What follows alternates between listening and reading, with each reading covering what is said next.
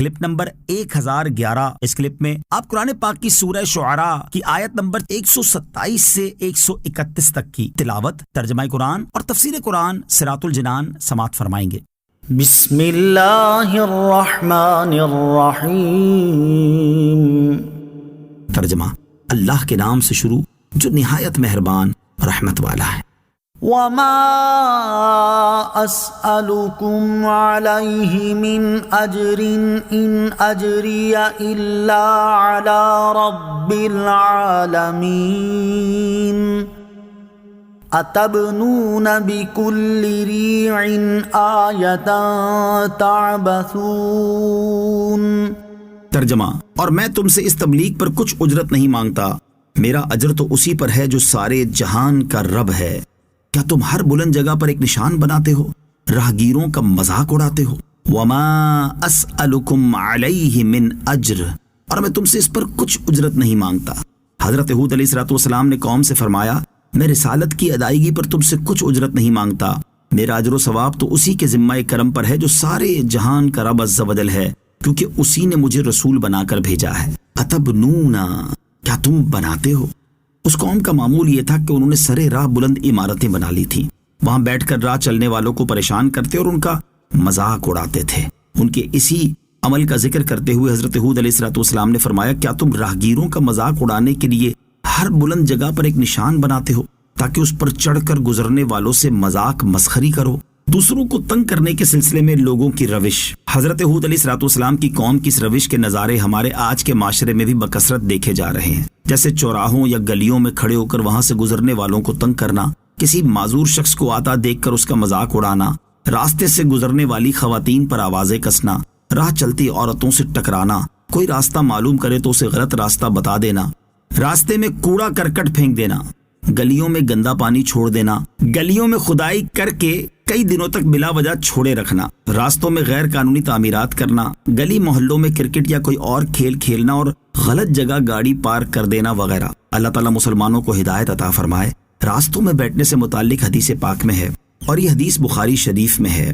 حضرت ابو سعید خدری رضی اللہ تعالی عنہ سے روایت ہے، رسول اللہ صلی اللہ تعالی علیہ وسلم نے ارشاد فرمایا، راستوں میں بیٹھنے سے بچو۔ لوگوں نے عرض کی، یا رسول اللہ صلی اللہ تعالی علیہ وسلم، ہمیں راستے میں بیٹھنے سے چارہ نہیں، ہم وہاں آپس میں بات چیت کرتے ہیں۔ فرمایا، جب تم نہیں مانتے اور بیٹھنا ہی چاہتے ہو تو راستے کا حق ادا کرو۔ لوگوں نے عرض کی، راستے کا حق کیا ہے؟ ارشاد فرمایا، نمبر 1 نظر نیچی رکھنا، نمبر 2 اذیت کو دور کرنا، نمبر 3 سلام کا جواب دینا، نمبر 4 اچھی بات کا حکم کرنا، اور نمبر 5 بری باتوں سے منع کرنا۔ ایک اور روایت میں راستے کے یہ 2 حق بھی بیان کیے گئے ہیں، نمبر 1 فریاد کرنے والے کی فریاد سننا، نمبر 2 بھولے ہوئے کو ہدایت کرنا۔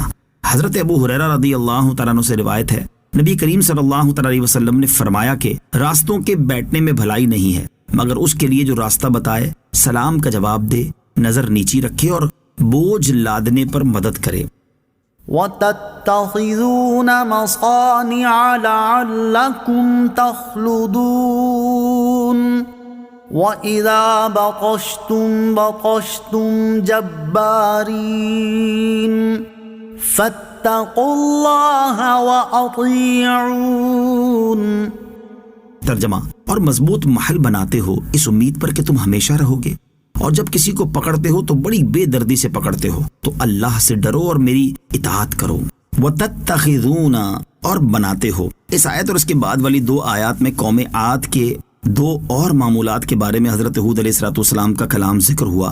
چنانچہ حضرت ہود علیہ السلام نے اپنی قوم سے فرمایا، تم اس امید پر مضبوط محل بناتے ہو کہ تم ہمیشہ رہو گے اور کبھی مرو گے نہیں، اور جب کسی پر گرفت کرتے ہو تو بڑی بے دردی کے ساتھ تلوار سے قتل کر کے اور درے مار کر انتہائی بے رحمی سے گرفت کرتے ہو، تو تم اللہ تعالیٰ کے عذاب سے ڈرو اور ان کاموں کو چھوڑ دو، اور میں تمہیں اللہ تعالیٰ کی وحدانیت پر ایمان لانے اور عدل و انصاف وغیرہ کی دعوت دے رہا ہوں، اس میں میری اطاعت کرو۔ نبی اکرم صلی اللہ تعالیٰ علیہ وسلم اور صحابہ کرام رضی اللہ تعالیٰ عنہم کے مکانات کی سادگی۔ اس آیت میں قوم عاد کے مضبوط محلات بنانے کا ذکر ہوا۔ فی زمانہ بھی لوگوں کی عمومی خواہش یہ ہوتی ہے کہ وہ انتہائی خوبصورت، مضبوط اور بڑا گھر بنائیں۔ جائز ذرائع اور حلال مال سے اس خواہش کو پورا کرنا اگرچہ جائز ہے، لیکن اگر ضرورت کے مطابق مناسب سا گھر بنایا جائے تو زیادہ بہتر ہے۔